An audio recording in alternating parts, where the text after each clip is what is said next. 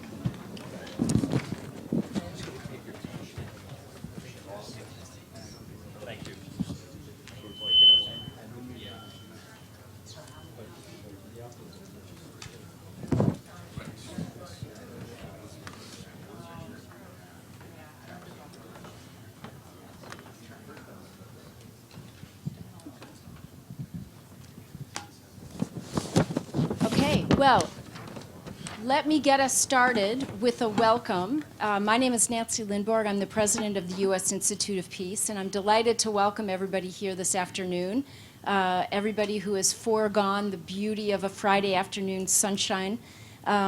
Delighted that you're here with us to have this conversation. For those who don't know U.S. Institute of Peace, we are a congressionally founded and funded, nonpartisan, federal institute dedicated to the prevention and resolution of violent conflict around the world. And we work with partners on the ground in conflict zones to help them do that prevention and resolution. And we are here in the mall, right across from the Lincoln Memorial, hope everyone saw it coming in, which is a daily reminder of the terrible impact of civil wars and what happens when a country doesn't resolve its conflicts with peaceably, but rather resorts to the kind of violence that tears communities and countries apart for generations. So that's the nut of the problem that this conversation will examine. And we're delighted to have with us a number of people who have worked on this project put together by Karl Eikenberry, Ambassador Karl Eikenberry, and Steve Krasner, who's a member of our board. They have had the leadership and the vision in pulling this project together and assembling the volumes of this publication. So I want to encourage participants who are watching or who are here with us today to participate on Twitter with the hashtag Ending Civil Wars. And with that, it's now my pleasure to turn it over to our fearless leader, Ambassador Karl Eikenberry. Karl. Nancy, thank you very much. Can everybody hear me? Oh. So the first thing I'd like to do on this beautiful Friday afternoon is to thank the American Academy of Arts and Sciences, and we're represented with the head of the security program in the back, Francesca, if you'd stand up. Francesca, thank you and the Academy for your generous support.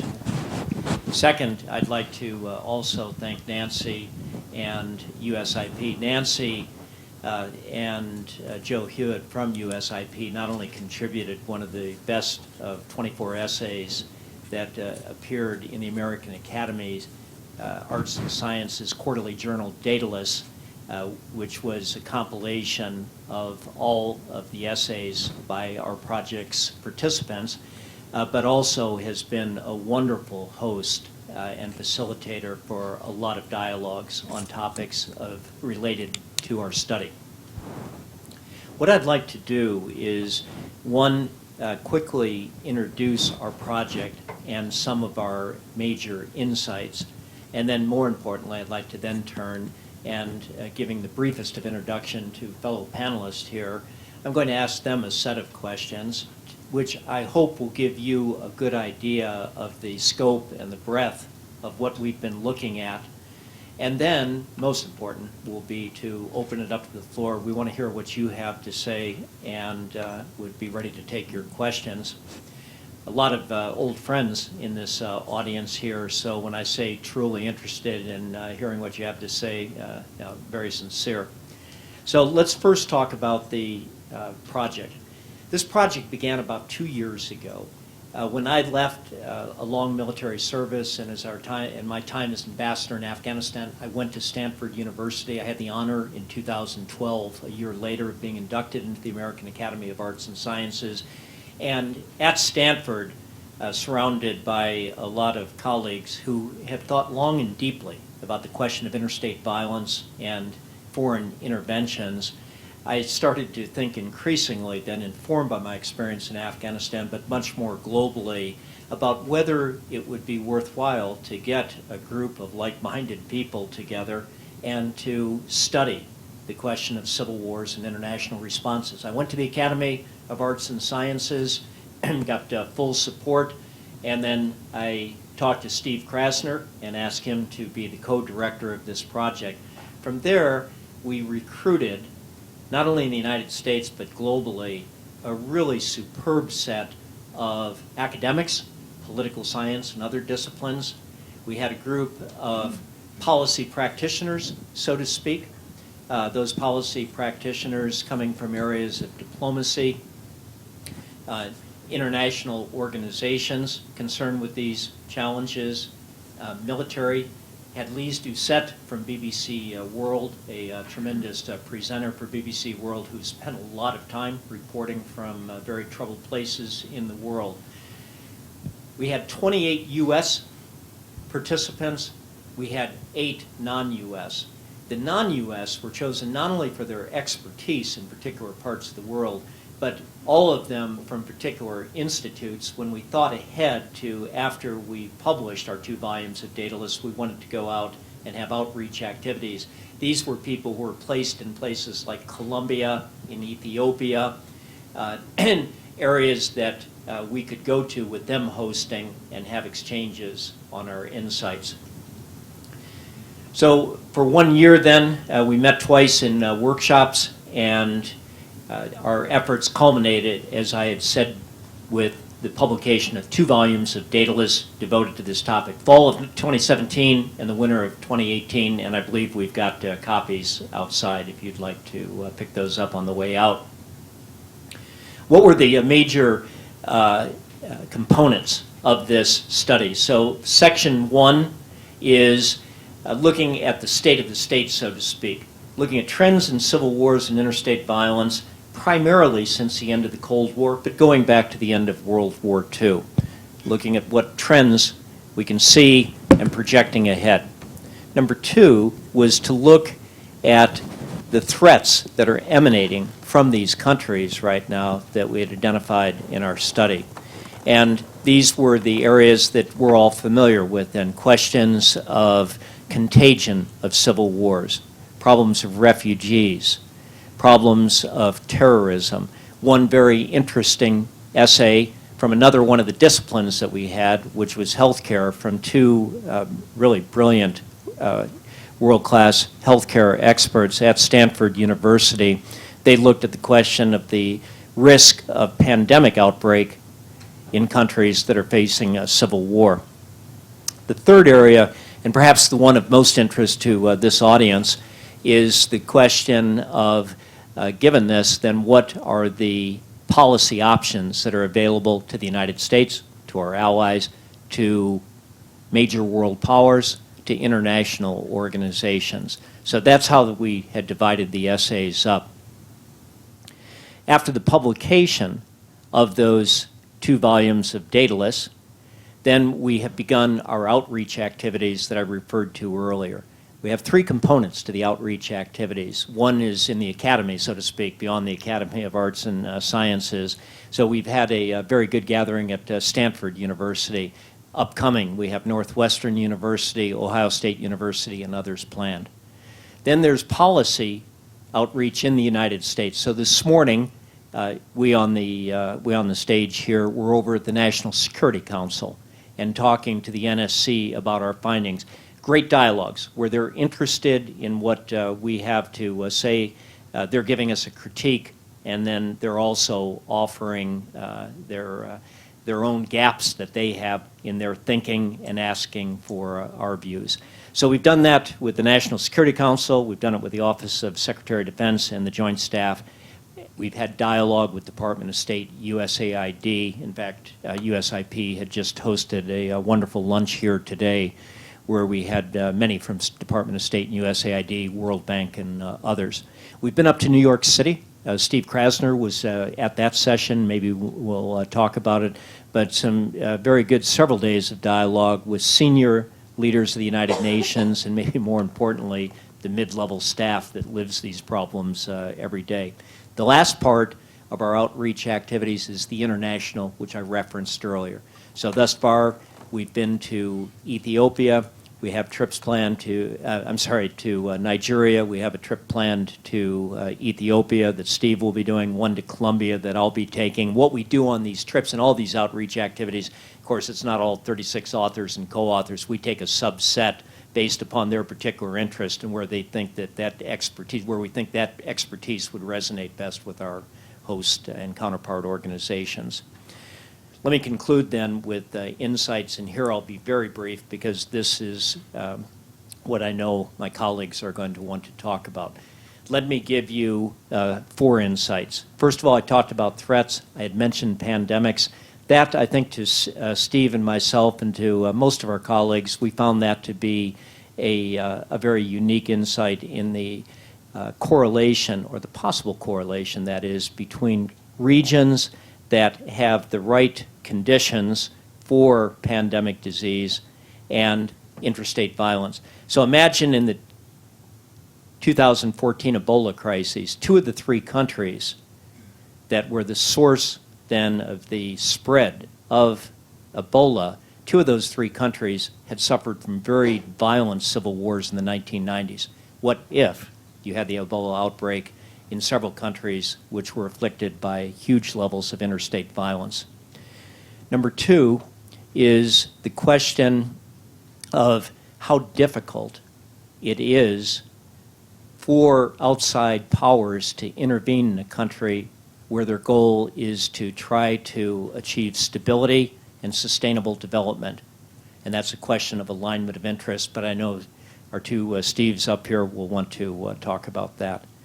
Third is, having said that this is a very difficult problem, is there a chance, is there a possibility that within the policy community, within the military, even within NGOs, that given the very difficult conditions that we faced in Iraq and Afghanistan, that there's been a swing in the pendulum now which has gone beyond be more modest in ambition to a view that nothing can work. You look at Syria, well, that's Afghanistan. Nothing can work there. But when we looked at the success that the United Nations has enjoyed since the last couple of years of the Cold War and through until most recently, in terms of its ability to go into countries and through what's called the standard treatment regime of combination of mediation, peacekeeping forces, and some at least limited development, if you look at the success rate, it's pretty extraordinary. Now, small countries, unique conditions, but I think that our view was we have to keep this in mind in terms of thinking of the future, because there are success stories there. Not at great scale, but there are success stories. Let me end here. And now I'd like to turn to panelists and colleagues and ask them a set of questions. And then, as I said, after that, we'll turn it over to turn the mics over to the audience.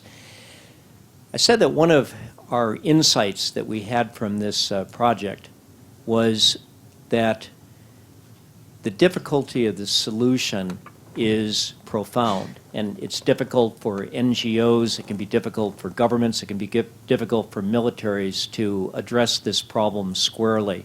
But Steve, you've written about this a lot. You actually lived it when you were within the Department of State. Why is it, in your view, that although all of us would agree stability and development is good, why is it so difficult to achieve these goals? So I think at least an opening point to recognize is that the number of countries that have become both wealthy and democratic is limited in number, limited in geographic scope, and limited in time. That most of the 100,000 plus years that human beings have been on Earth, life was nasty, brutish, and short, whether you were with a state, involved in a civil war, or without a state. So I think it's difficult because actually, we kind of tacitly assume that everyone can kind of be just like us without recognizing at the same time that getting to this very comfortable place with this very nice memorial across the mall as Nancy knows, and those of us that have been involved in USIP for a long time, it might have been better if we were still in some obscure building on Rhode Island Avenue and 16th Street that had made us more of a target. So, but getting to this very nice environment is something that's actually quite exceptional in history. And in my view, depended a lot on luck. If those of you who saw Dunkirk, if the weather had been bad at Dunkirk and the small boats had not been able to go across the British Channel, it's completely clear that the British would have sued for peace. If the British had sued for peace, the Japanese might have attacked Pearl Harbor, but there would have been no North African campaign for Roosevelt to involve American troops in Europe as opposed to in Asia. If the winds in the English Channel had blown south instead of blowing north when the Spanish Armada showed up across, next to England, if the Spanish Armada had been successful in escorting the Duke of Parma's troops across the English Channel, the history of the world would have been very, very different. So it's hard to get to the OECD world, and getting to the OECD world has involved a lot of luck.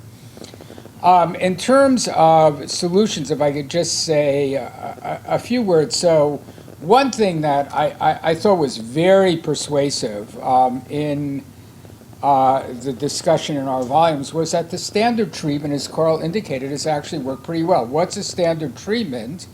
It's UN peacekeeping plus some foreign assistance. But the standard treatment only works if there are no spoilers, which may be internal or external, and if there's a hurting stalemate. So it's not clear that the standard treatment will actually work in the future as well as it's worked in the past. A second solution is give war a chance. I mean, we do have an article in our 2 volumes about Sri Lanka. Well, give war a chance actually works. You can end civil wars that way, but it's pretty messy, or potentially quite messy. A third way of dealing with civil wars, and it may deal more with the root cause of civil wars, is to improve governance in badly governed places. I mean, the challenge is, I think, and here's where the panel will disagree, is what level of improvement could we expect or hope for? My view, and the view of some others in the volume, but not everybody, is that you can only get governance improvement if the objectives of external and internal actors are at a minimum complementary. And the range over which complementary objectives might work is limited, and there may be some places where there's no overlap at all. So that your ability to actually frame up effective policies and get better governance ought to be, the objectives which you pursue ought to be extremely modest, because by and large, people in badly governed states that are afflicted with civil war, interested in staying in power, they stay in power through corruption and by making sure that the people with guns or spears or whatever have enough resources to support them. We would like to see something better from the outside, but that range of overlap is actually pretty limited. So the basic conclusion that I came to as a result of, our study, and most but not all the people in the volume come to, is that yes, you need better governance, but what you can expect in the area of better governance is pretty limited and constrained. Thanks, Steve. Let me turn to Steve Biddle. Steve Biddle with George Washington University. Steve, following up on what Steve Krasner was talking about, Steve refers to the limited opportunities model. You've written extensively and persuasively about the challenges that's posed when the interests of the intervener are not aligned with the interest of the host nation. And could you talk about that? Yeah, I mean, it's important to begin with the recognition that the interests of the intervener and the interests of the host are almost never aligned. There are exceptions, but they're rare. For example, if the partner that the United States seeks in a conflict in a place like Afghanistan or Iraq or Syria or elsewhere, were governing in the interests of the governed in the way we say we want them to behave, there probably wouldn't be an insurgency that we would then need to counter. If we're getting involved to try and stabilize weak states, it's typically because there's a weakly institutionalized political system that has difficulty adjudicating conflict among multiple armed elites, and that's giving rise to misgovernance defined as a situation in which a significant part of the population believes that their interests are ill-served and they need some sort of violent recourse. In this kind of setting where there's an underlying misalignment of political interests where the United States getting involved from the outside is concerned primarily about an insurgency or a terrorism threat or a cross-border risk from some threat outside the regime group in the partner country broadly defined. The regime group in the partner country broadly defined is typically worried much more about the internal balance of power among rival armed elites within the regime set broadly defined, and less worried about the external problem that the United States focuses on. In a setting in which what we want and what the partner wants are this different, our assistance, which we intend to be used against the external problem we care about, typically gets used by the partner as a form of largesse to assist in an internal balance of power among rival armed elites that is the first order problem for the recipient. And as a result, it gets diverted, commonly, into corruption, cronyism, politicization of the military, all sorts of pathologies that produce an effect from military assistance in these kinds of countries that is much less efficacious against the insurgents, much less efficacious against the terrorists, much less efficacious against the neighboring rival than we would like it to be. And our effort as a result ends up being substantially less useful than we would like, and the process is often unsatisfying and frustrating for the United States. If we want to do a better job in the kind of small footprint, assist the partner to solve the problem rather than solving it ourselves with a 100,000 American soldiers strategy that is now increasingly common in the American political system, then it seems to me, given this problem of interest misalignment, the first step towards a better solution is understand that this is not an engineering problem in which a partner who wants what we want but simply lacks enough stuff, enough soldiers, enough weapons, enough equipment, enough schools, enough hospitals, enough wells, can be empowered to solve the problem we care about simply by transferring these resources. That is rarely a good analysis of the situation in any of the countries where we're engaged in these kinds of policies.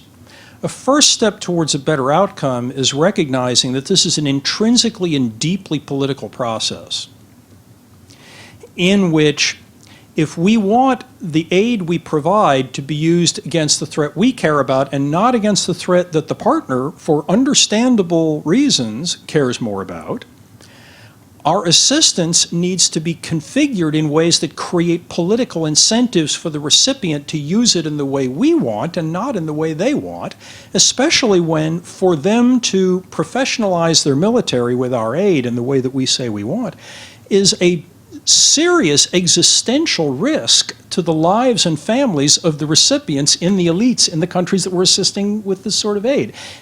A more proximate threat to the prime minister or the president in receiving countries than the insurgency is normally a coup d'etat or an armed uprising by a militia leader within the boundaries of the country of interest. So when we tell them, professionalize your military, use our aid against this insurgency or against these terrorist havens or against this cross-border threat from a rival, we're asking them to take enormous risks. And if we're going to do that, we're going to have to frame the aid in a way that gives them a political incentive to do a little bit more professionalization and a little bit less distribution of largesse to reinforce clientelism that they're using to balance against their own military. And that, I think, requires things like monitoring and conditionality that we've had a very hard time doing and that we typically do rather little of, and that we typically configure our aid programs in ways that complicates rather than eases. But I think if we want more progress with respect to the interests we hold in these conflicts, that's a necessary first step. Steve, you've written that Korea, security assistance program in Korea, which begins in the 1950s, is a rare example where you've got a lot of success over a period of years, and you juxtapose that to, say, Iraq and Afghanistan, where it's been much more problematic. What's the compare and contrast there? Why does it work in Korea? Yeah, part of why I find this so fascinating in the Korean context is that the Korean military had exactly the kinds of politicization, cronyism, and corruption that we see in Afghanistan and Iraq prior to the North Korean invasion. Because prior to the North Korean invasion, the primary threat to the political leadership in South Korea was not the North Koreans, it was other South Koreans with guns in the military, and therefore it was necessary to engage in cronyism to control that institution. When the North Koreans came pouring across the border and the South Korean military collapsed, and every armed vehicle in South Korea was in reverse with the accelerator to the floor on the way to Posen to try and preserve any survival of the regime at all, the threat calculus for the recipient regime changed. And the threat to the regime was now not the primary threat to the regime was no longer the South Korean military, it was the North Koreans. That was the threat we cared about. Thanks to the North Korean invasion, our interests and our partners aligned to a remarkable degree, and the kind of barriers to professionalization that we so often encounter in situations where there isn't a North Korean army racing to Posen went away.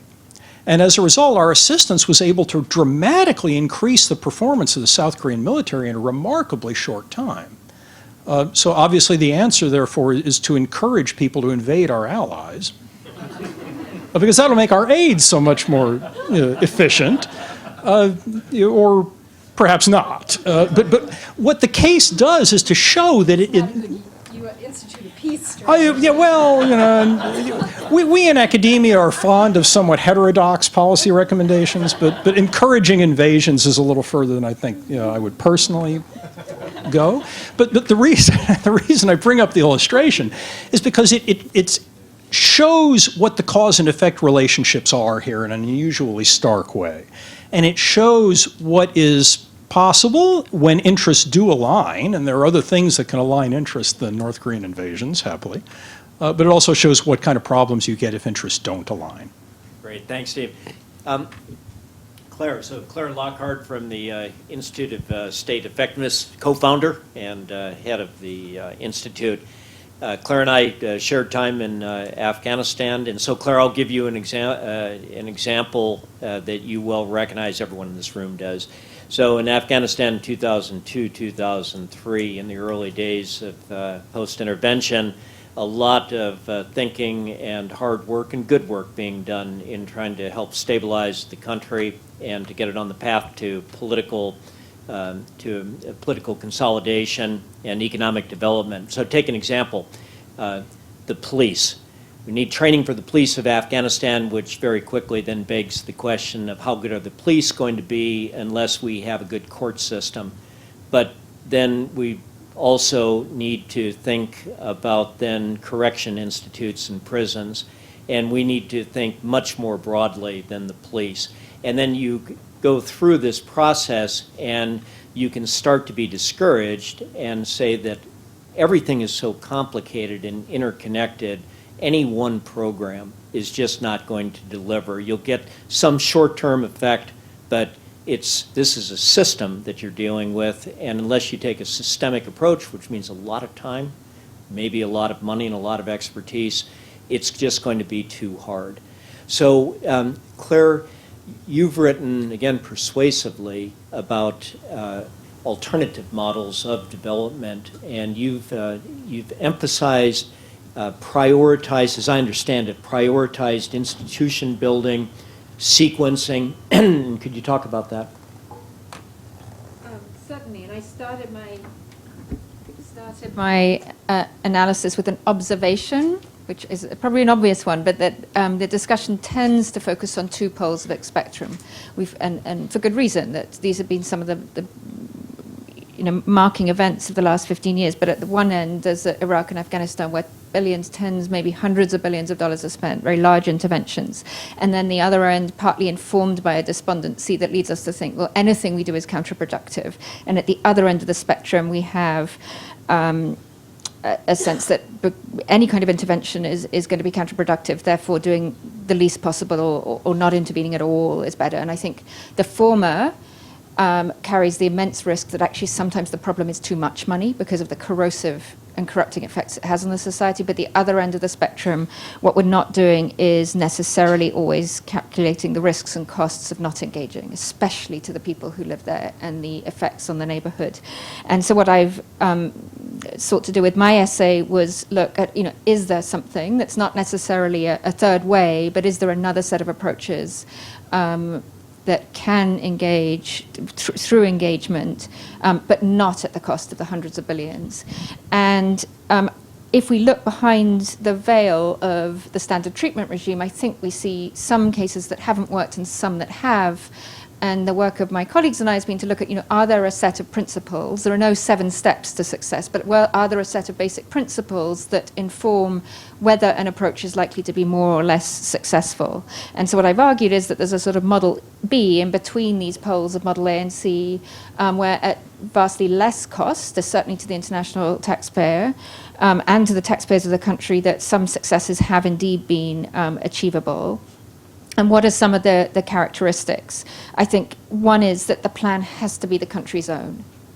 Now, does that mean, but starting also with a recognition that in many of these countries there's a sovereignty paradox. Those in the seats of power do not represent the interests of the people of the country always. And as Steve has said, are not necessarily aligned, the leaders of the country in the positions of power's interests are not aligned with their own people, nor of others who have a common interest in stability. So I think the second principle is actually putting the people of the country first. While in diplomacy you may be dealing with the leaders of the country, how does one look beyond this to actually the interests of the people, which may be for fewer grievances, for better social services, for better provision of justice? I think that the third area is that we're talking about really long time frames, so that we probably aren't going to be able to realistically measure success in a 1 or 2 or 3 or even 5-year period, and that those countries that have succeeded have done so really over a period of decades. The World Development Report of 2011, many of you are familiar with, of the World Bank, that looked at this question. I think the authors came to the conclusion that was probably around 30 to 50 years was an appropriate timeline. That's not to say that engagement or intervention needs to last for that time, but if you look at the country itself, the kind of institutional change that takes one from insurgency, corruption, instability to stability is going to be measured in those kind of time frames, with enormous implications for them what can and can't be done in any one time period. I think they ended up putting 20 to 30 years. I had the honor of the former Colombian foreign minister speak to my Yale class this morning, and she remarked that Plan Colombia started in 1990, and the peace agreement was formed in 2017. So it's about 27 years from the start of an effort to the conclusion of a peace agreement. Absolutely, the political outcome is one that has to be thought, and I think Plan Colombia did. The political outcome was closing the trust gap between the government and the people. And then the question of both sequencing and incentives. I haven't seen a successful case, except perhaps the shock therapy in Poland, and that could be debatable, where somebody tried to do 10 things at once, or a vastly comprehensive campaign. Where leaders have been successful is they've been incredibly realistic, that in any one period of 3 to 5 years, they're probably going to tackle 2 or 3 major issues. And that means making some really hard choices. And having interviewed some of the leaders who've been involved in these successful transformations over these period of time, they said sometimes they had to say, well, that means we're just not going to be able to address the health system for 10 years. And so we're only going to focus, and what they tend to focus on is reform of security forces. And often that's not about making them bigger or better equipped. Sometimes it's just stopping the or trying to reduce the predatory practices and address grievances. And the other key one is to focus on public finances. Is there a way to increase the revenue? In Colombia, they did a tax on the wealth to help pay for the military. So very selective in what they did, but with an idea that over a 20 to 30 year period, they could still put forward a goal, an objective that they could convey to the people that it was worth sacrificing for. And then finally, I think where there's been international assistance in such cases, and as Steve has argued very compellingly for, is actually recognizing that incentives are not always aligned, but that incentives really matter. And very tough, it's in some cases, uses of conditionality, that if the funding is being diverted or wasted, then it's going to stop. Some clearly communicated rules of the game around conditionality. And I'll just close by saying, I think is this approach going to work in every circumstance? No. There are going to be some cases where it's not appropriate for a range of reasons, but I think in some cases it has been demonstrated to be so.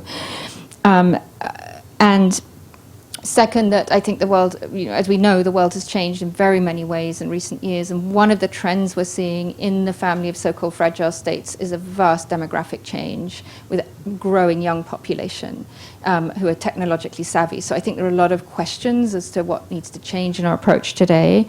And then finally, a call to academia and policymakers to invest more time in trying to understand these cases that have worked. Thanks, Claire. Nancy is the president of USIP. Nancy, we spent a lot of time during our author workshop and during our dialogue talking about this question, the difficulty of the solution. So Claire offered powerful insights about different ways of approaching development that might give us a higher prospect of success. You've placed a great deal of emphasis on, as we were talking about, the unity of purpose, making sure when you're the intervening group that you have clarity as to what is the purpose of what we're trying to accomplish. It's not unity of effort. Effort is just churning and work. What are we here to accomplish? And then you've also talked eloquently and written eloquently about the need for, related to this, better coordination processes between U.S. government agencies, international organizations, and you've lived in that world. I know the audience here would be very interested in your thoughts on this. Great, thanks, Karl.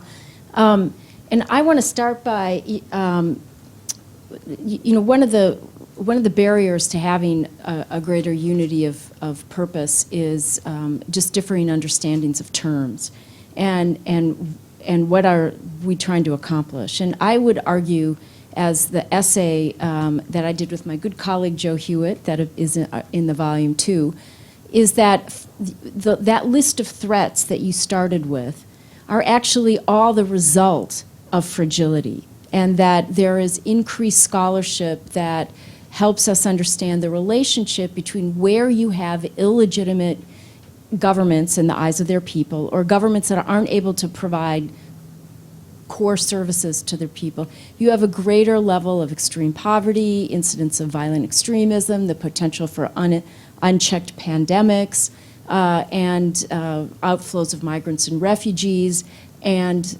civil wars. And so the core of the issue is addressing this state fragility problem.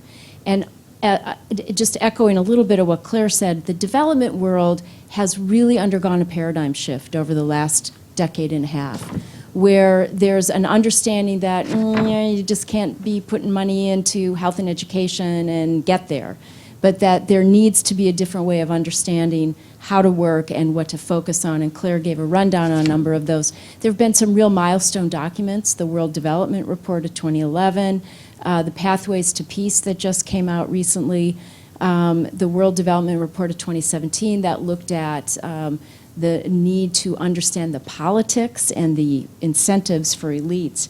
But it can't be a development alone conversation. And what we see over and over again is that the development world can really do all these things, but if it's not aligned with the political actors, the diplomats, and the security world, that it will not have the impact that people are seeking to have.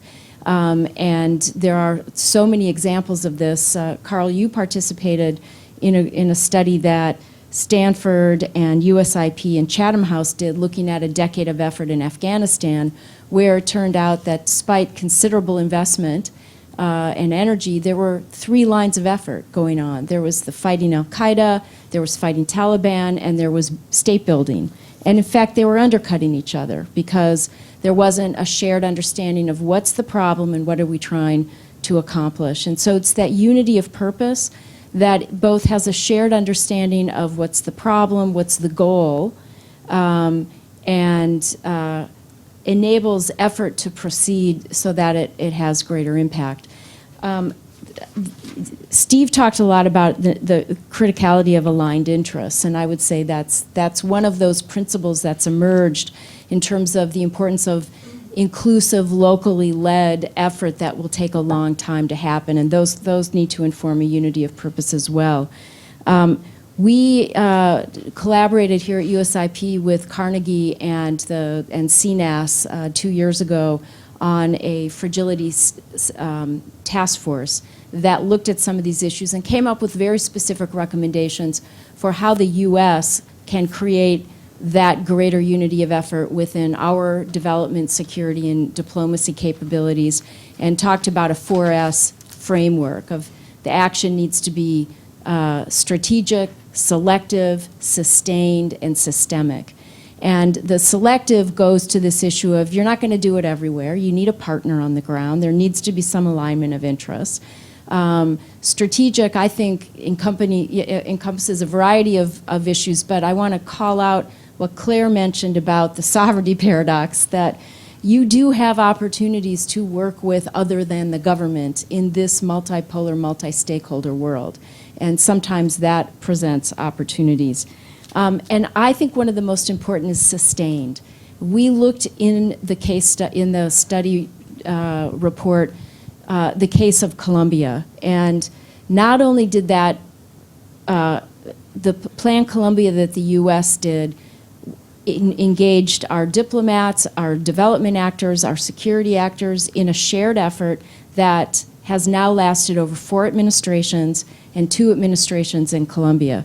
Now, in a way, it underscores how hard this is, but it also starts setting the poles of what's possible when you have those conditions. I want to end with, first of all, I really appreciate it's not an engineering problem, because all of this needs to be iterative and contextual and creative on the ground. But I was at an event recently where this discussion was happening, and the issue of the role of international actors really looms large. And in these civil wars that are increasingly internationalized, they become much harder to solve, much more protracted. And the Lithuanian senior official noted that this was an extra impetus for them in Lithuania to really consolidate, to become more resilient as community and state, so that they were not as vulnerable to the predations of Russia. And it goes to the importance of this whole way of thinking about fragility as prevention. And it's important not just for addressing civil wars, but particularly in an era of rising great power competition, to lessen the impact of what we're seeing in places like Syria. Thank you. Thank you very much, Nancy. And that really was a good segue to Barry Posen, MIT, and the Security Studies program at MIT. We've primarily been focusing on conditions within a country or an intervening power going into a country. But these kind of interventions are taking place within a larger geopolitical context. So in the case of Afghanistan, when we first went to Afghanistan in 2001, we were primarily thinking in terms of the United States, who we were trying to fight there, and Afghanistan. And then our consciousness increases, and we start to think more about Pakistan. Now, with a diminished level of effort there, abundantly more clear is roles of Iran, India, Russia, possibly China. And we have in the world today a growing diffusion of power from the United States and the West to the rest. And Barry, you've written and thought about this question, not only with regard to civil wars, about what are the implications for international security, U.S. security, for a diffusion of power. How do you think it relates, though, to this question specifically of civil wars and the ability of the international community to treat them? So I was in part motivated to start thinking about this because of an observation one step removed from all this, which is that much of the original thinking about how to manage civil wars grew up in a period of U.S. preeminence, so that it wasn't crazy to think you could go into Afghanistan and treat it as a problem between us and whatever the problem was inside the state. This was, international relations theorists and pundits call this the unipolar moment when the United States was so strong. Students of ours who look back on the bipolar world had observed that civil wars in the bipolar world look very different. And what often happened is the two great powers chose sides. And once they chose sides, the sides could neither win nor lose because their sponsors would not let them lose. But at the same time, their sponsors were sort of too afraid of escalation with the other to allow their side to try and win. So the stock of these civil wars grew and grew. Right. So as I look at these observations and I listen to other folk, for example, the intelligence community, talk about the possible changes in the structure of world power, I scratch my head and say, well, what difference might it make if it turns out that the world is trending multipolar, that there are going to be 2, 3, 4, 5 great powers in the world against the backdrop of civil wars? Now, it doesn't mean that things will necessarily get as problematical as they were in the bipolar world, where every civil war becomes the playground of the same two powers with the same two sets of incentives, but it does mean that it's much more likely that civil wars will become the playgrounds of other great powers, right? So if that's the case, then when you look at the way sort of the holding company concepts or temporal periods that people who think about civil war talk about, right, in terms of places you could intervene, you usually talk about, could you prevent, or if it starts, can you accelerate the pace to a conclusion, or if you can get it ended, can you stabilize it so that violence doesn't emerge and let the peace builders, economic recovery people do their work, right? And my conclusion is on every one of those points, the problem of a multipolar world begins to exert itself. For example, and by the way, Syria turns out to be kind of the poster child for this, and it's possible we'll see more Syrians. One problem is on the prevention side is that, if you're looking for internationally legitimated intervention in a country that's beginning to come apart politically, then the mandate has got to come from the Security Council, and it's the great powers who are going to fight that out in the Security Council. And one of the things about other great powers in the world is they tend to be jealous of their sovereignty, so they tend to protect the sovereignty norm, so they tend to not want to jump into civil conflicts as they emerge. And they are often, other powers, aside from the U.S. or its friends, are often quite favorable to the central state, even if the central state is not very nice, as it wasn't in Syria. So in general, you can expect more great powers in the world to make for slower preventive interaction, not faster preventive interaction. Once you're in the conflict, people who study civil wars sort of say they can end a couple different ways, but two that I won't say people like, but that we observe are victory by one of the two sides, or something more esoteric, which analysts call the herding stalemate, which is when the two or more sides in a civil war basically beat one another to a pulp and come to the realization that nobody can win, the costs are high, and they really ought to make a deal. Right? Now, it's very hard for this to happen, for example, in the bipolar world, when the two sides have lots of outside resources. Right? So if you have another civil war and you have several great powers that are backing the local players, it's going to be very hard either for one to achieve a victory over the other and bring the war to end that way, or to get to a herding stalemate, because each of the clients in the war is going to go back to its patron and say, if you give me just a little more materiel or something, I can stay in the game, right? So this tends to suggest to me that if indeed the distribution of power is becoming more multipolar, then we can expect longer and nastier civil wars. And the final story is the problem of policing a settlement, right? Depending on how you get to a settlement, it may be the case that all the great powers who could conceivably provide the peacekeepers and the money and everything else to try and make a settlement work have all discredited themselves with somebody in the Civil War because they've been on one side or another. So then you start shopping around for someone to manage this transition to a different kind of politics, and it's hard to find a legitimate party with the power and with the resources to be able to manage it, right? So here I am, I study international politics mostly, I dabble in civil wars. My view of international politics is generally pessimistic, and I found my way to another kind of pessimistic, kind of conclusion.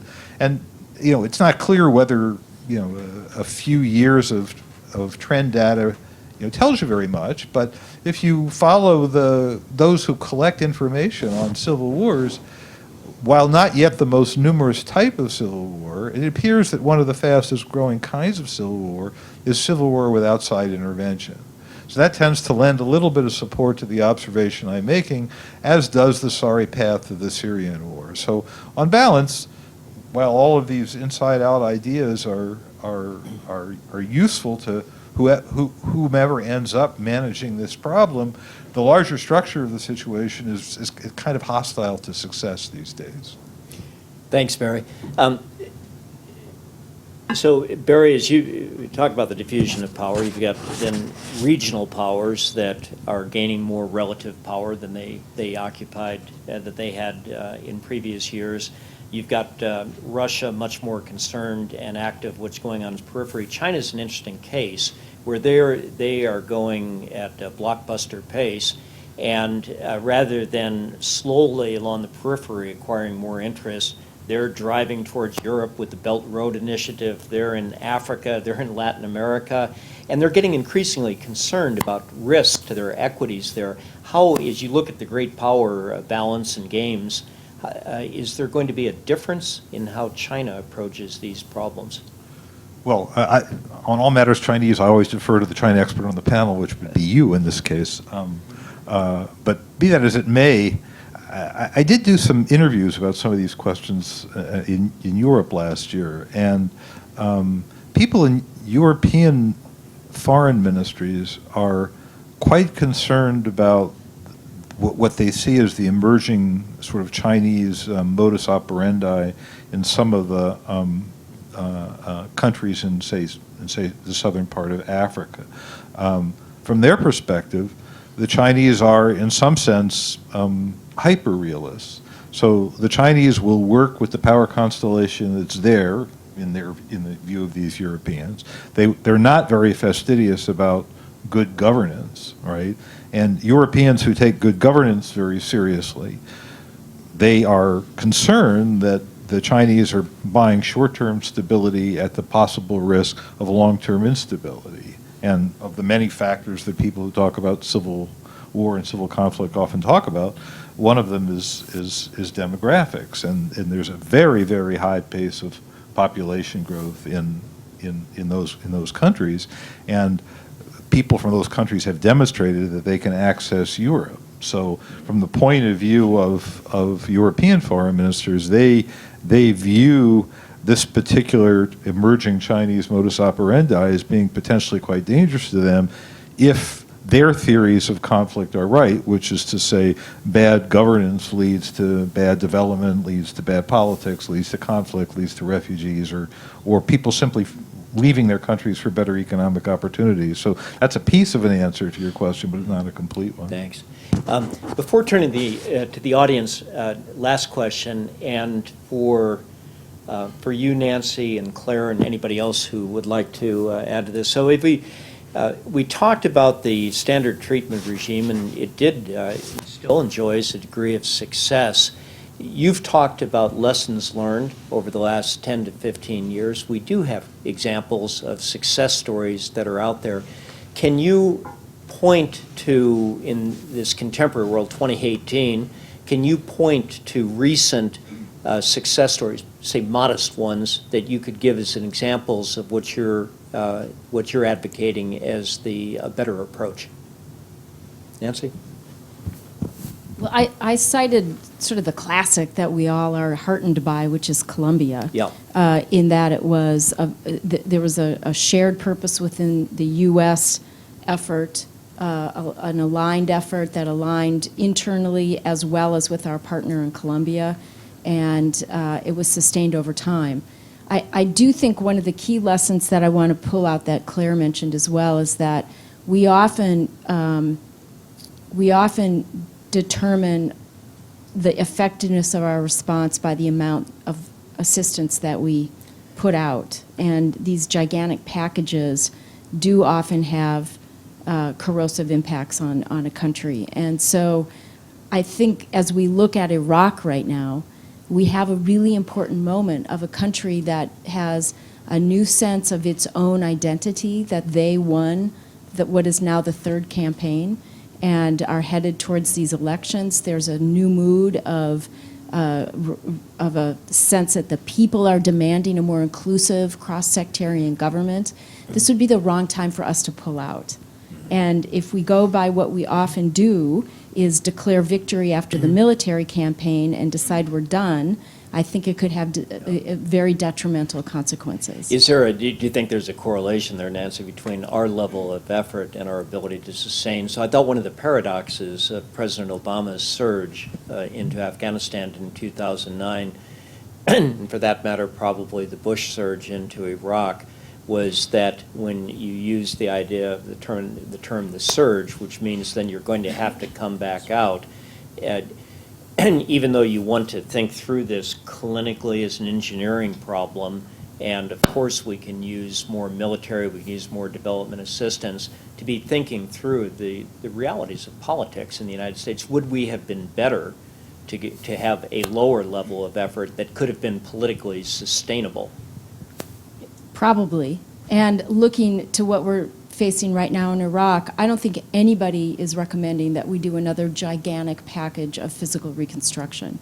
That will be an international job, an Iraqi job, but there are ways in which we can and must remain engaged to support the process that's underway and to support some of the actors who are, and the voices where we have aligned interest, to move towards a more inclusive country. Otherwise, it'll just relapse into ISIS 2.0. Thanks. And then, Claire, and you you had said that this can take 30, 40 years, so your answer can't be we're going to have to wait 30 to 40 years to see a success story.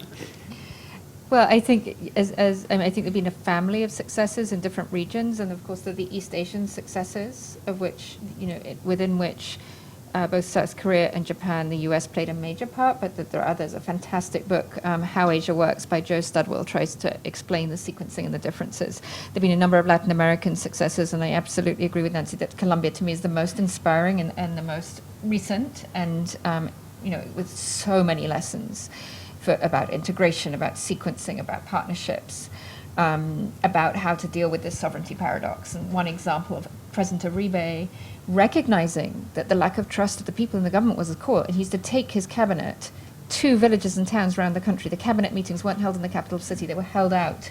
He used to give out his phone number to the people, saying, call me if that minister doesn't do what they promised. Colombia, but I think we've also seen a number of countries that did have the standard treatment regime of a peace agreement and peacekeeping forces and so on that now have fallen backwards. And if you look at the Northern Triangle, El Salvador, Honduras, Guatemala, those are some examples, and I think there, what that shows to me is that we didn't pay enough attention collectively to the corruption, criminality, transnational crime element, which is just coming to the fore more and more in today's world. And then there are, a number of them have been in smaller countries. So Timor-Leste, it's a small country, but has been remarkably successful. They've managed to set up a $20 billion sovereign wealth fund. I mean, they've discovered gas, so that helped, but they've stewarded their own resources. Kosovo, probably a success, but South Sudan not.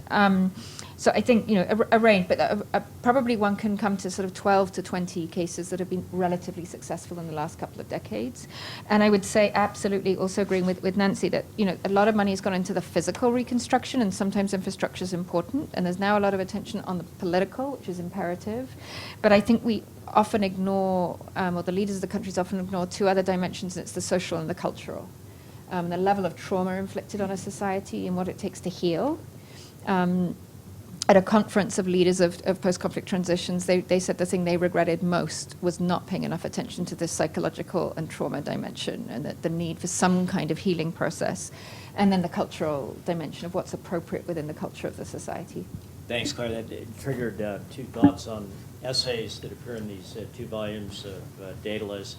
One is, Claire talked about case studies. There's a brilliant essay written by two German contributors about the interventions in the West Balkans, and very nuanced differentiating about conditions that led to various degrees of success with the interventions there.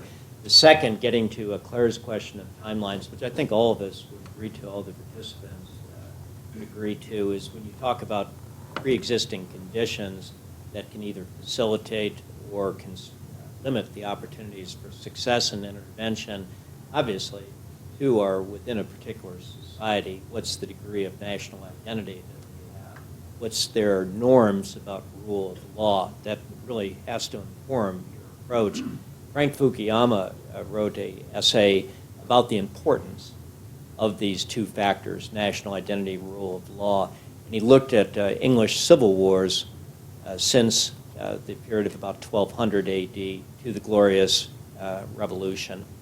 And so it's a period of 400, 500 years. And he makes the point that as many with a superficial understanding of English history will look at the problem, Magna Carta is signed, and then from the Magna Carta on, England is on a steady path towards consolidation of national identity, rule of law. The reality is frequent civil wars occurring within a year of the Magna Carta, the deal is broken. And so Frank, in this essay, quotes from a former British Prime Minister, Gordon Brown, talking about this long, long march that England had towards consolidation of rule of law. His essay starts off with the Gordon Brown quote, "When it comes to the building of rule of law, it's the last 600 years that's the most difficult." Why don't we do this? Let's turn to the audience, and do we want to wait for microphones? Great. If you'd wait for a microphone, and I'll call on you. And if you would start, please, with your name and if you have an affiliation. So, right here, gentleman in the purple tie. Sofia Yasin from the Embassy of Iraq. So, reminiscing a novel written by Indian diplomat and novelist Kushwant Singh, the title of the novel is A Train to Pakistan, that is describing the atrocities of the partition between India and Pakistan. And also reminiscing when Iraq won the Asia Championship in 2007, and there was a big turmoil in the country. So when the Iraqi team won the championship, all the sectarian differences were gone. My question is, what about the historical models or literary works or even sport? To what extent can they play a role in creating an awareness to avoid a future civil war or in recovering after one? Thank you. Thank you. And if you want, when you ask your question, if you wanted to direct it to anybody on the panel or just leave it open? Yeah. Nancy, do you want to? Yeah. Well, I feel like I'm doing a lot of dittos to Claire, but absolutely, and as Claire said, that healing after conflict is very, very important. It's something that we put a lot of emphasis on here at U.S. Institute of Peace, about what are the different mechanisms and models for bridging the divides that are deepened and exacerbated by conflict. And sports and different cultural events can be wonderful, whether they're films or poetry or sports. I mean, the famous one, of course, was the soccer game rugby that Nelson Mandela organized to bring that country together. So, these are the soft side of things that often get left out of the conversation, but they're often those activities that are truly transformative as a country seeks to emerge from conflict. As Brad knows, in Afghanistan, we in fact did invest in efforts like that, we, the United States, with partners. So the cricket team of Afghanistan is extraordinarily good. And when they came together, it was just fascinating to watch Afghan pride in this cricket team. Whether you're a Pashtun, whether you're a Tajik, whether you're an Uzbek, it was your team. The second project that we undertook was to rebuild help restore the citadel of in Herat, old Persian cultural legacy, but Afghan legacy there. And when it was rebuilt, it was a fantastic project. And once again, Afghan sense of pride. This idea that they've had a really rough modern history, but to be able to look back into a past, giving them confidence and hope about their future. The final point I'd make about the Citadel of Herat project, $3 million of U.S. taxpayers' money, 1 U.S. Army soldier, 1 U.S. Marine in Afghanistan for 1 year, $1 million. So what we did for the Citadel of Herat was 3 soldiers in Afghanistan for 1 year each. All that said, you've got to understand the political realities. I was President Obama's ambassador. I have great respect for President Obama, but you wouldn't be surprised to know that in many video teleconferences live from Kabul back to Washington, D.C., he never once asked me about the progress we were making on the Citadel of Herat. In the back, please. He did. That's fair. Hello, I'm Madeline from the Stimson Center. Thank you very much to all the panelists. I have a question for both Claire and Stephen,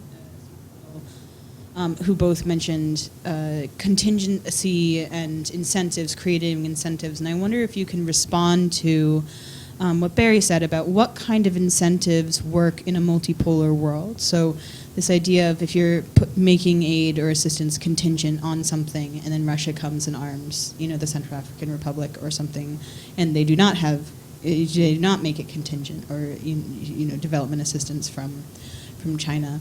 What kinds of incentives work in a multipolar world?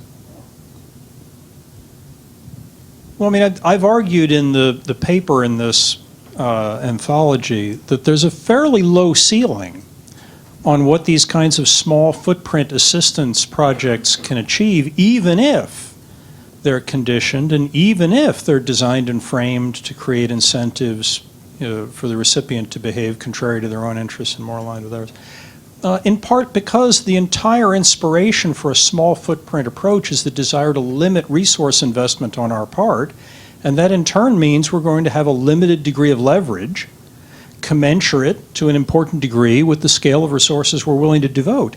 Now, that said, we can devote even very large resources, as we were in Afghanistan in 2009 to 11, as we were in Iraq in the 2007 surge, and get no leverage out of that either, if it's provided in an unconditional capacity building model. But if we want the partner to behave in ways that are more aligned with our interests, we have to provide incentives that are sufficient to motivate partners to take actions that are extremely risky for the partner, and that's not inexpensive. And to the extent that we're not willing to make that investment, then we need to be correspondingly modest with respect to what kind of outcome we can reasonably expect. Now, I'm of the view that whatever we invest should be invested as efficiently as we can. And that requires, in my view, that it not be in this kind of engineering, apolitical capacity building model.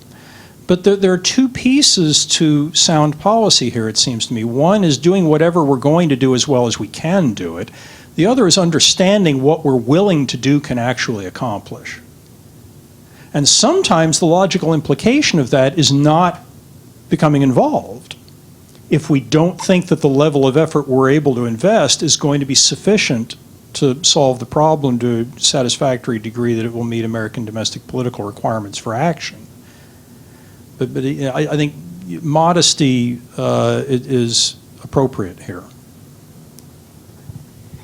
And I would certainly agree that there are limitations, both increased limitations in a multipolar world, and also when a country has its own significant domestic resources.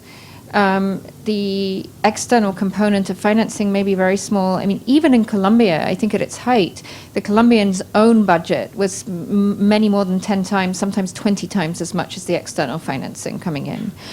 So I'd very much recognize the limitation. Having said that, in many, many cases, external actors are funding 50, 80% of a country's budget. And there just is, as a matter of reality, tremendous leverage there. And conditionality, as I'm sure you know, has a very mixed record over time, and it can be poorly or better designed.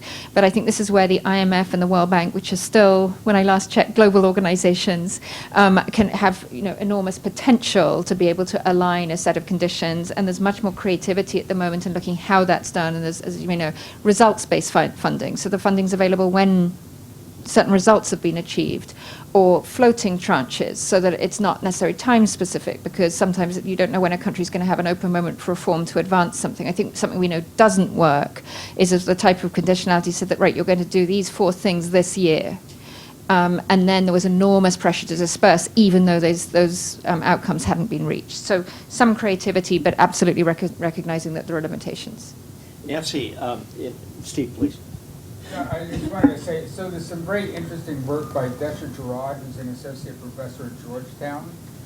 And it follows exactly on what Claire said. I mean, if you're in a situation in which there's no alternative source of funding, for instance, no raw materials, and you don't care that much about the place where you're actually engaged, you can make conditionality effective. But you can see the irony or the contradiction that's involved in a situation in which would we invest, or anyone invest significant resources in a place that we don't care about? If we care about the place, it makes conditionality very problematic. Nancy, in talking about different processes that the U.S. government develops for intervention, for development assistance, security assistance, Steve had made the point that the asymmetry of information between the intervener and the host nation is it's always very skewed. It's skewed in one direction. We have a hard time getting enough information about local conditions. That said, it's true, we think, that at least those people that are operating in that country, USAID, the Department of State, the military, maybe they don't have perfect information, but they probably have more information than Washington, D.C. has. And yet the way that we organize our development assistance, it seems that our military is given much more latitude and much more discretion in how it applies aid. Not so USAID, at least in my experience, and the Department of State, much more control. A lot of checklists that have to be followed, very rigid. In your view, with your experience, is this a factor? Yes, it's absolutely a factor. If you look at 2008, when Kenya exploded from very violent elections, the aid budget at that time was in the neighborhood of 80% dedicated to PEPFAR. And there was very little room to do anything that was relevant to the violence that was disrupting the country, on the one hand. I would also note that the entire aid budget is pretty rife with earmarks that keep it from being more flexible. The stabilization assistance review that state aid and DoD have just completed, which I really commend to people. I find it a very encouraging document, and it does have a call for several variations of funds that are more flexible. But I want to make one other point, because we've kind of glossed over this issue, but the real way that change happens is when people want it locally. And we've talked about that in terms of aligned interests. But the genius of the Fragile States New Deal is that it was a framework that was based on a lot of evidence that said, here are the principles for going forward to moving out of conflict. It was, inclusion. It was a legitimate politics. It was all the things that we would agree with. But it was their framework. And they signed up voluntarily to this. And then the international community partnered with them. Now, it has not fully realized its potential, and there are a lot of reasons and there's a lot of study for why, but I think it still offers a vision of how it could go forward when change is driven by the conflict-affected countries themselves, because that's where you're going to get the greatest forward traction. It goes to the heart of the issue. When we as external actors are trying to drive the change, it's never going to be as effective as if it's being driven, as when it's being driven locally and by both governments and communities who are engaged in the process. Thanks. Please.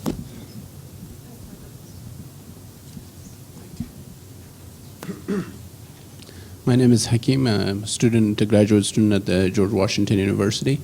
I have a question regarding the peace prospects in Afghanistan, and if you, Ambassador and Professor Biddle, if you both would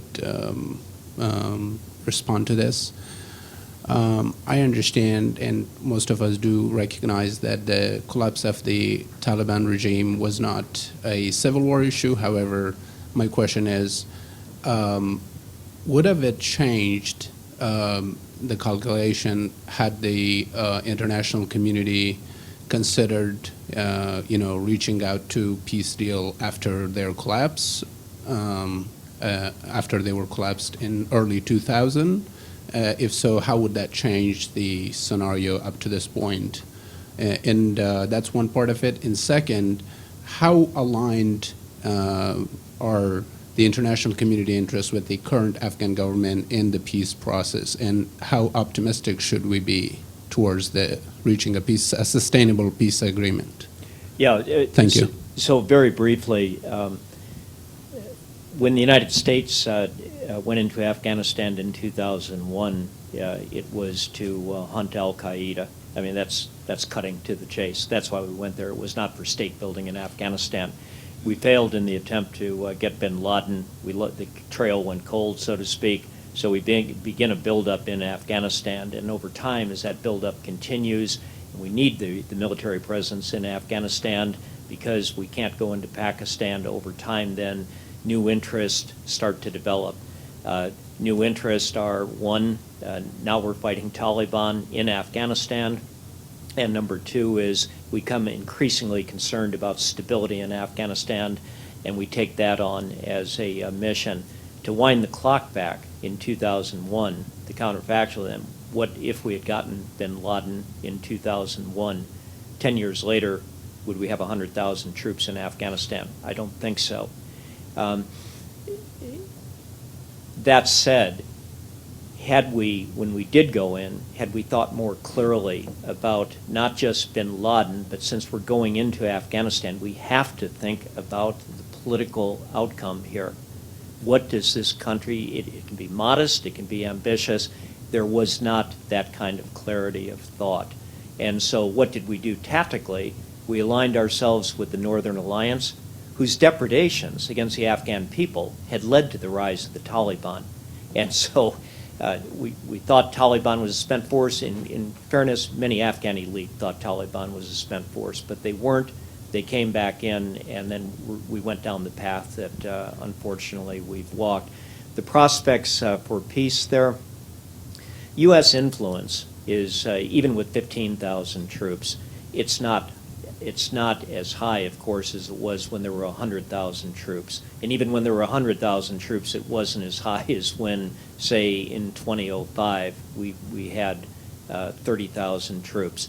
So if you're Afghan and you hear the United States of America say, we're really here this time with 15,000 troops, but I remember several years ago we had 100,000 troops here, what's our credible commitment to them? So is the United States the ones that can guarantee then the peace in Afghanistan? My own view would be, if you're an Afghan, you'd say no. That doesn't mean we don't have an important role to play, but increasingly, if there's going to be peace in that country, it starts with Pakistan. It starts with their own national reconciliation, but it also, first and foremost, begins with Pakistan. And until Pakistan finds in their interest, either through coercive diplomacy of the United States, coercive positive diplomacy by China, and we can get a consortium of countries together who are all players, Iran, Russia, China to an extent, India, Pakistan, until that day comes where we have a common interest among those countries and a commitment not to meddle inside of Afghanistan, I think peace is going to remain very elusive. Well, with at least two former U.S. ambassadors to Afghanistan in the room, Ambassador Eikenberry and Ambassador Newman in the back, the views of a political science professor on Afghan peace prospects are worth less than you're paying for them. That said, we in academia have never been known to be deterred from talking about things that others are more qualified to address, so I'll talk about it since you asked. My preferred option is the time machine approach. Let's get in a time machine, let's go back to 2002, and let's negotiate a more inclusive settlement after the Taliban government was driven from the country. I don't know that could have guaranteed that there would be no insurgency, but I think it would have made the insurgency, if it still occurred, substantially less virulent.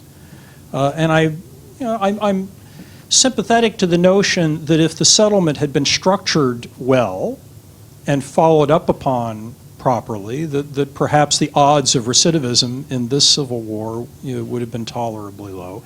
The time machine option, of course, isn't available to us, and there are lots of understandable, historically contingent facts that explain why the Bush administration didn't do it when they did. I mean, the mood in the United States, to put it mildly, was not conducive to inclusiveness toward the Taliban government that soon after 9/11. So now let's fast forward to 2018 and the peace prospects now. There are all sorts of good reasons to be skeptical.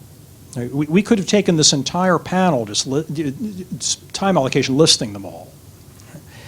If, however, one's position is going to be that the negotiating prospects are negative enough that we're not likely to get a settlement, I think the policy implication at that point for the United States is disengagement. Rather than continuing to invest money and lives in an effort that's just extending the duration of an extremely violent civil war, if you don't think we can negotiate some significant reduction in violence, I think the implication for the United States is it would be a quicker end to this if we get out and we encourage a military solution on the ground, which probably won't favor the government of Afghanistan. Sooner or later, the Congress is going to defund American participation in this war. I know others in the room disagree with me on this, and as a general rule, I try to avoid disagreeing with Ambassador Newman in particular, because it's unwise. That said, I don't think a Korea model where you posit that the United States is going to keep this war on life support indefinitely with no prospect for a settlement that could end it, we're just going to keep it going without a plan, is politically viable in the United States. This entire war effort was very nearly defunded a few weeks ago. And it could be defunded again Thursday morning. And if it isn't Thursday morning, it could be Monday morning, right? I think an obligation of good governance in a democracy is, if we are going to continue to spend the public's money and continue to get the occasional American killed in this environment and keep a war going that's killing vast numbers of Afghans in the meantime, to the extent that we influence that at all, it is incumbent upon our government to articulate some sort of plan for how this is going to come to a good end. Now, I happen to be on the reasonably optimistic end of the spectrum of opinion in this town on whether a tolerable settlement can be obtained.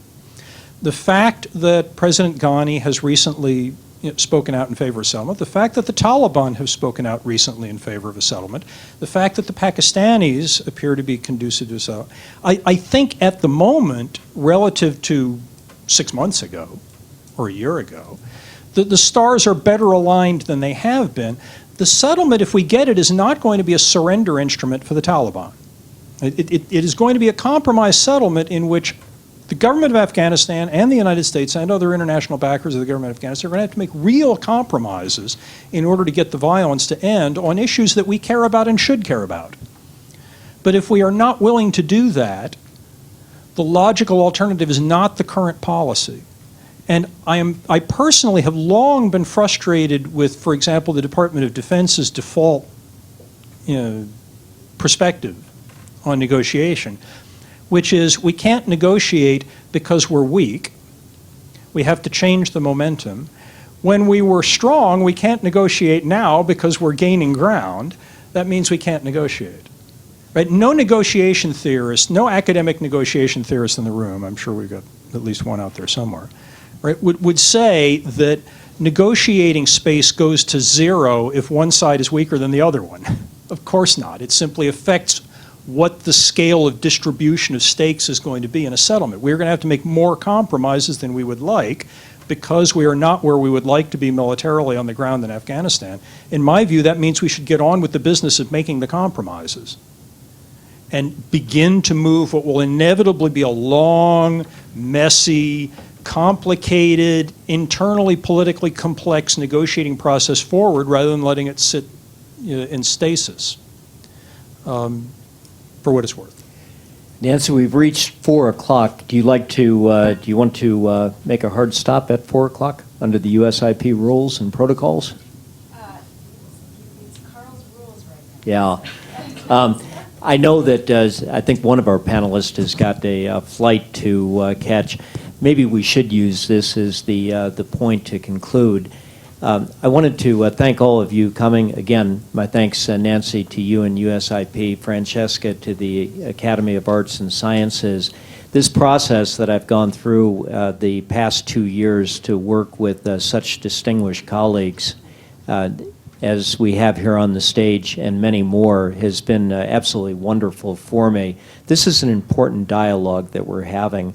I wrote co-wrote with Steve in our introductory essay to Volume 1 that I was inside the Pentagon on 9/11, and I'm very fortunate to be here. American Airlines Flight 88 almost literally went underneath my office, which was in the outer ring on the third floor of the Pentagon. Why do I tell you that story? Because in that introductory essay, I refer to the fact that that was such a shock for the United States of America. I recall that during the Cold War, there used to be these posters that you'd see in the Pentagon, some in the Department of State and the CIA, and it was made up like a mock travel poster, and it was from a May Day parade of the Soviet Union, so a group of Soviet tanks and mechanized vehicles and rockets going through Red Square, and then a spoof travel poster, which was the Soviet Union, visit us before we visit you. On 9/11, we were visited by Al-Qaeda with sanctuary inside of Afghanistan. So the notion that we can just say that that was a horrible experience in Iraq, look how hard it is in Afghanistan. So we have a binary choice. We either go at scale and fail, or we just turn our back on it. We don't have that choice in the United States of America. These dialogues that we're having right now are good because I think we're far enough distant from Iraq at scale and Afghanistan at scale that we can start to have more reasonable discussions. And it was great to have you included in this particular one. Thank you, Nancy.